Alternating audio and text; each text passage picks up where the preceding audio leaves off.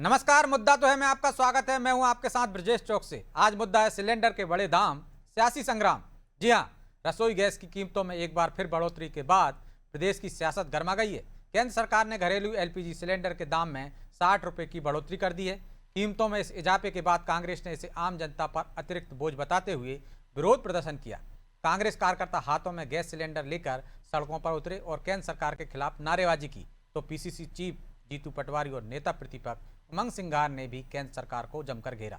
इधर बीजेपी का कहना है कि मिडिल ईस्ट में जंग से जो हालात बने हुए हैं ये उसका असर है। कुल मिलाकर गैस सिलेंडर की बढ़ी हुई कीमतों पर सियासी पारा चढ़ा हुआ है, जिसकी वजह से कई सवाल खड़े हो रहे हैं। उन सवालों को भी हम उठाएंगे, लेकिन पहले देखिए रिपोर्ट।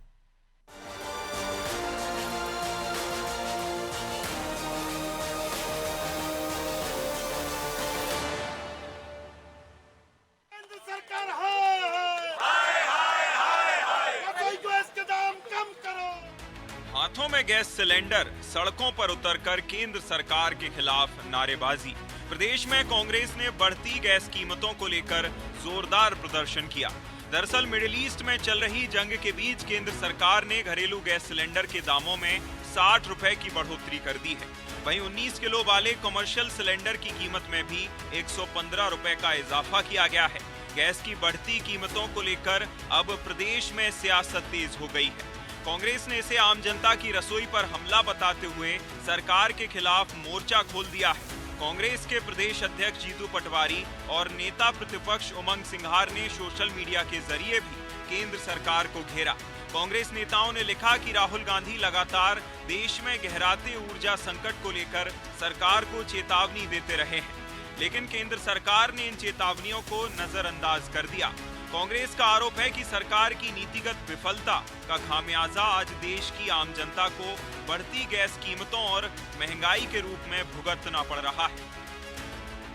सब जानते हैं देश के प्रधानमंत्री नरेंद्र मोदी का महंगाई का डोज का इंजेक्शन धीरे धीरे जनता को दिया जा रहा है।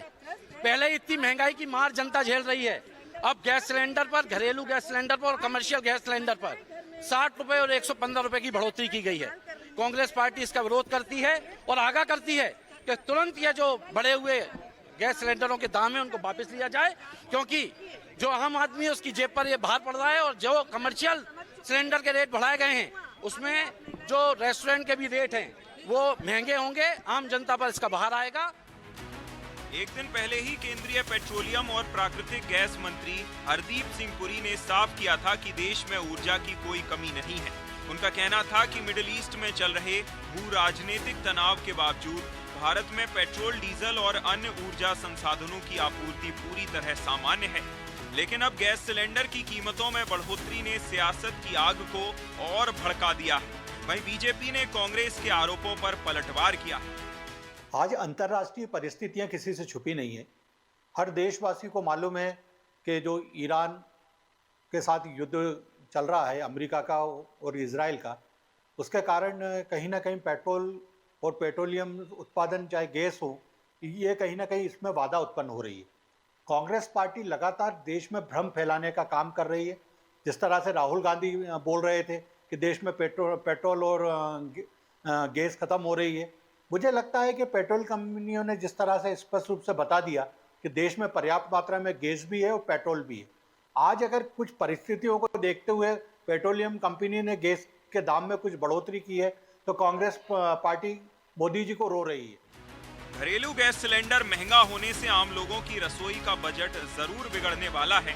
ऐसे में कांग्रेस ने इसे बड़ा मुद्दा बनाकर बीजेपी सरकार की घेराबंदी तेज कर दी है। अब देखना होगा कि गैस की बढ़ती कीमतों पर सियासी वार पलटवार का ये दौर आगे क्या नया मोड़ लेता है और कांग्रेस की केंद्र सरकार को घेरने वाली ये रणनीति उनके लिए कितनी फायदेमंद साबित होती है। ब्यूरो रिपोर्ट, अनादि टीवी।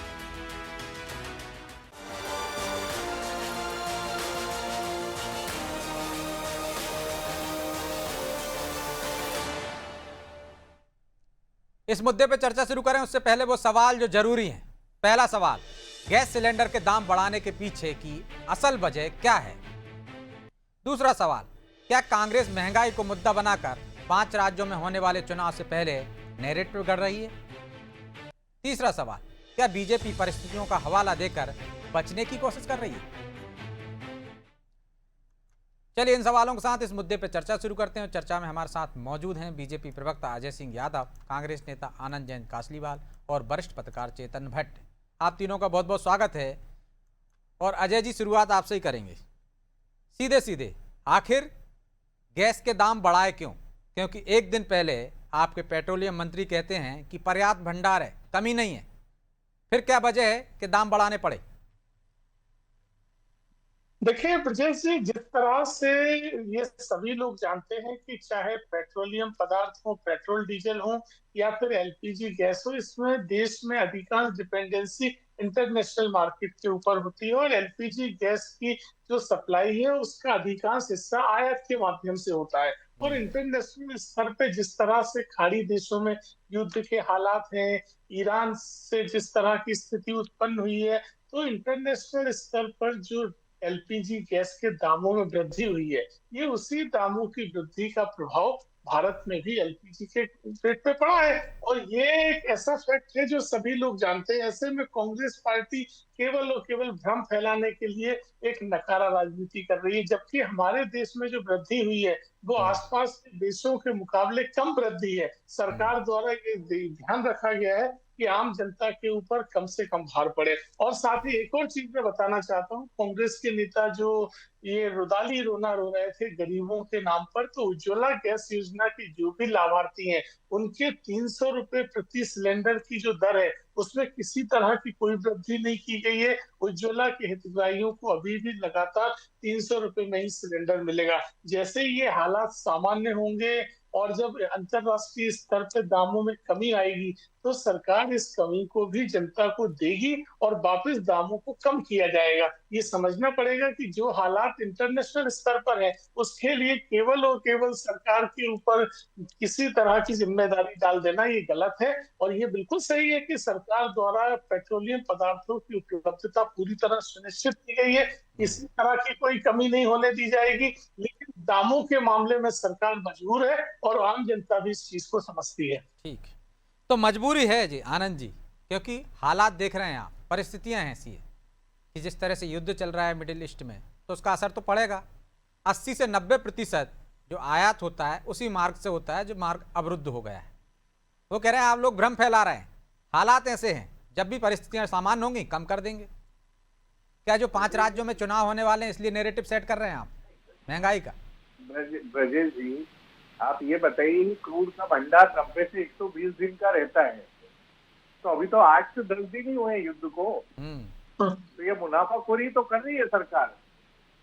अगर 4 महीने मेरा आपको बता दूं कि मेरा पेट्रोलियम प्रोडक्ट का ही बिजनेस है जी। पिछले 7 दिन में जो पेंट इंडस्ट्री में लगने वाला एमटीओ था वो 65 रुपए से 85 रुपए हो गया। जो सीनाई प्रोडक्ट था वो 55-58 रुपए से 75 रुपए हो गया। और ये सब रिलायंस इंडस्ट्री बनाया इसका काम करती है। और जब 90 से 120 दिन का क्रूड अगर सरकार के पास स्टॉक रहता है, गैस स्टॉक रहती है। आज से 8 दिन पहले मेरे पास गुजरात से ये मैसेज था कि गैस के दाम डबल कर दिए गए इंडस्ट्री को यूज करने के लिए। अभी स्थिति ये है कि 40% इंडस्ट्रियां बंद होने की कगार पे है अगर सरकार ने ये रेट कंट्रोल नहीं किए तो।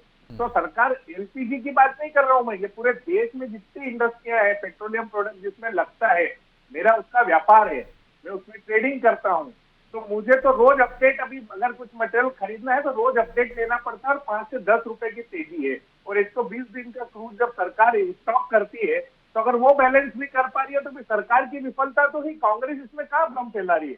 आपने खुद ने स्वीकार की ये चीज तो कि हम लोग वहां के रेट बढ़ रहे हैं इसलिए बढ़ रहे हैं, तो इसका मतलब 4 महीने का जो स्टॉक है उसमें आप मुनाफाखोरी कर रहे हैं। और पहले भी ये सरकार ने किया कि जब क्रूड निचले स्तर पे था पेट्रोल 100 से कभी कम नहीं किया, क्यों नहीं किया? गैस सिलेंडर के रेट क्यों नहीं कम किए? तो ये सरकार की मंशा दिखाती है। इसमें चुनाव, ठीक है, गंभीर आरोप है, जवाब ले लेते हैं। अजय जी, सरकार मुनाफाखोरी कर रही है और करवा रही है निजी कंपनियों को, क्योंकि जब आपके पास इतना स्टॉक है तो फिर क्यों रेट बढ़ाए?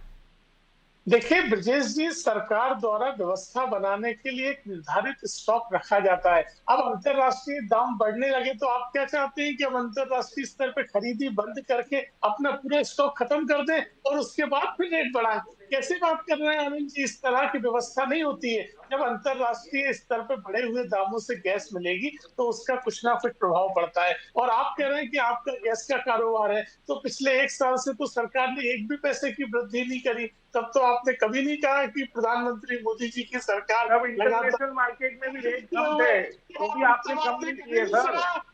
तो इसलिए आप इसीलिए सफाई मत कीजिए। रोज का अपडेट है हमारे पास, तो जनता ने रोज का अपडेट है सर, रोज का।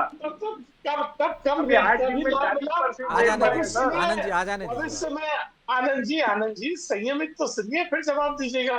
और जब अंतरराष्ट्रीय स्तर पे रेट कम हो जाएंगे तो सरकार उसको से कम कर देगी। और हम तो पहले ही कह रहे हैं कि उज्ज्वला के हितग्राहियों के वो रेटों तो में आरोप लगा रहे हैं, लेकिन आनंद जी के पहले भी रेट कम हुए, आप लोगों ने कम नहीं किए। एक बार बढ़ा दिए तो बढ़ा दिए, बढ़ाते ज्यादा है, कम छोटा मोटा कर देते हैं। देखिए ब्रजेश जी, कांग्रेस के नेताओं को ये समझना पड़ेगा कि केंद्र में सरकार जो भी योजनाएं लाती है वो गरीब कल्याण के लिए लाती है। चाहे प्रधानमंत्री आवास हो, आयुष्मान योजना हो, राशन योजना हो, ये तमाम ऐसी पेट्रोलियम प्रोडक्ट से क्या लेना देना अजय जी? आप मुद्दे पे बात करिए। सरकार को कहाँ से राजस्व मिलता है? सरकार को राजस्व की आवश्यकता अरे तो होती है। मिडिल क्लास का क्या हाल होगा? इससे महंगाई नहीं बढ़ेगी क्या?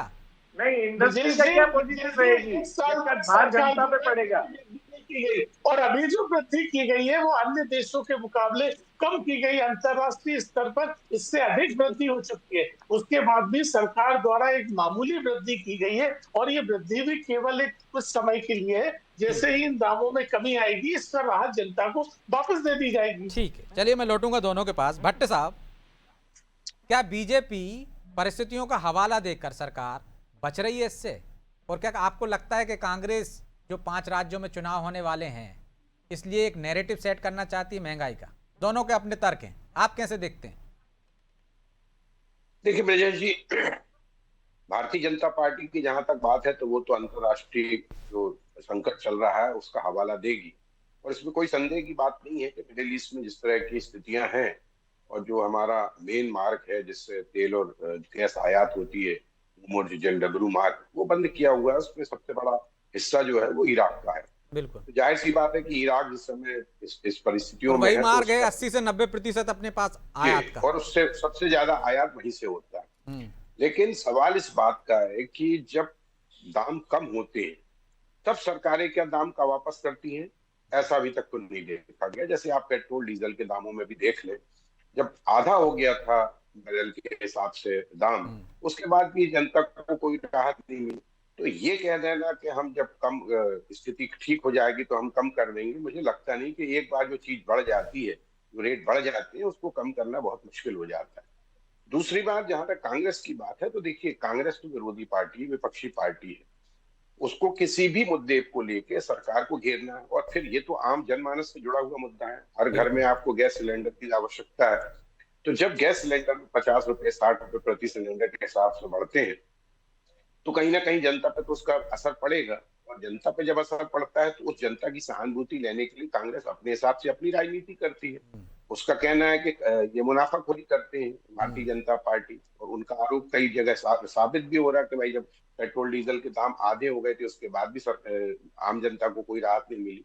तो ये देखिए, ये तो एक पॉलिटिकल द्वंद्व होती है और कांग्रेस हो सकता है कि इस बात का फायदा उठाए, क्योंकि आगामी समय में जैसा आपने भी बताया कि 5 राज्यों में चुनाव होने वाले हैं, तो जनता से जुड़े मुद्दे को अगर उठाएगी तो हो सकता है कहीं उसको फायदा होगा, ऐसा उसको लगता होगा।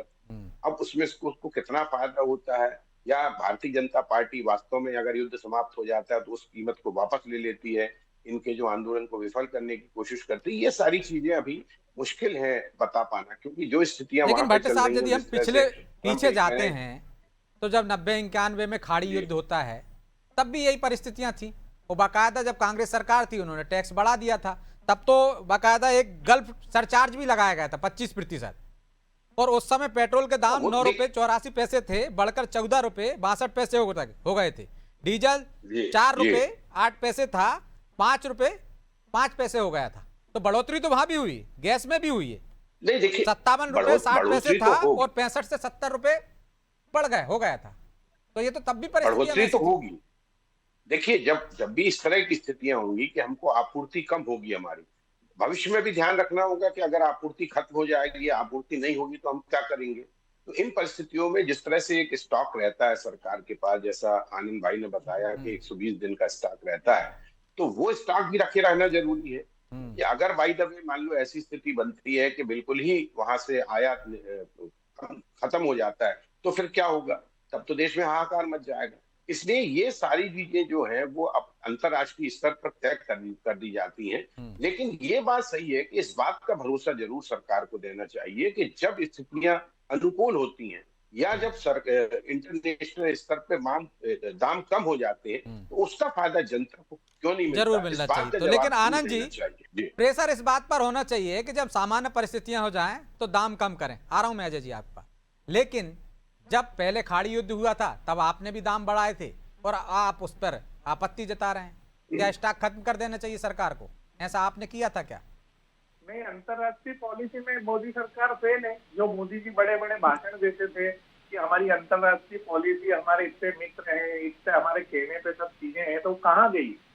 इंटरनेशनल पॉलिसी फेल है ना कि आज हमारे पास इनपुट कम हो गया और दूसरा सोर्स हमारे पास है ही नहीं। तो ये तो किसी भी समय देश को एक कगार पे लाके खड़ा कर देंगे अगर ये एक महीने युद्ध चला। लेकिन ये अपने यहाँ की परिस्थिति नहीं है ना, तो जो मुझे अजय लगता है कि आसपास के देशों में भी तो वही हालात हैं।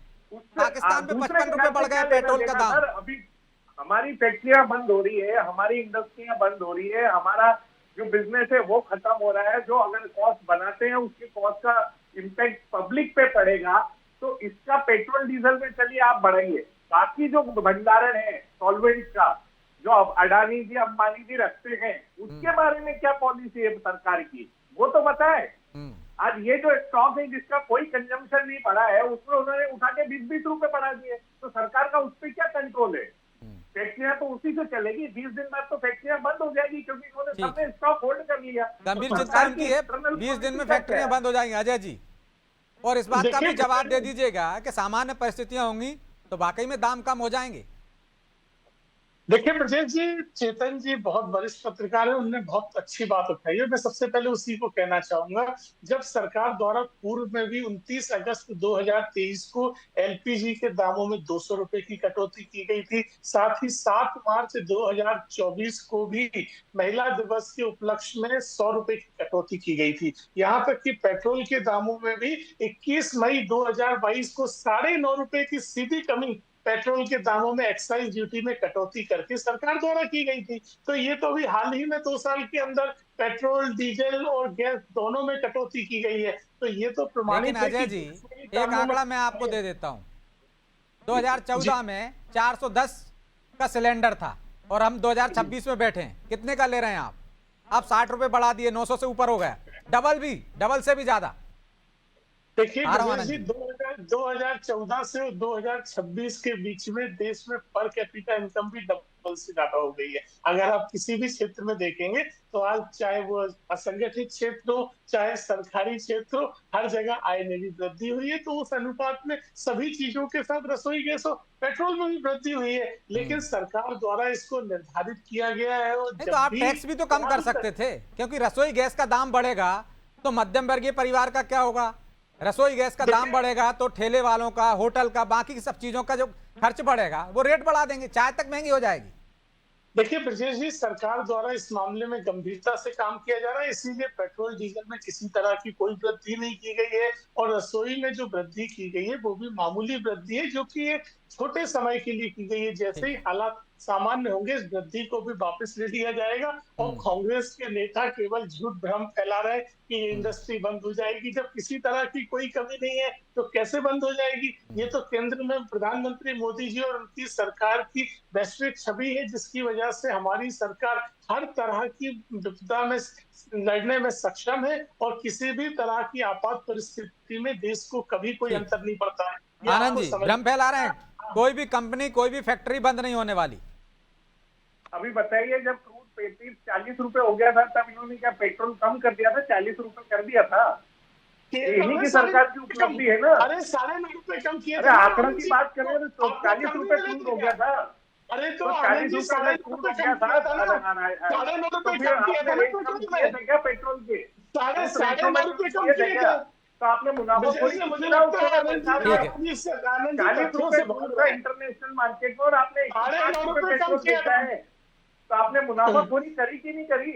आनंद जी, आप तो वादा करके आए थे कमलनाथ जी की 2018 में कि पेट्रोल डीजल पे कम कर देंगे, 5 रुपए सेंस लगा दिया था आपने। अब आप उनसे कह रहे हैं क्या कम किया था?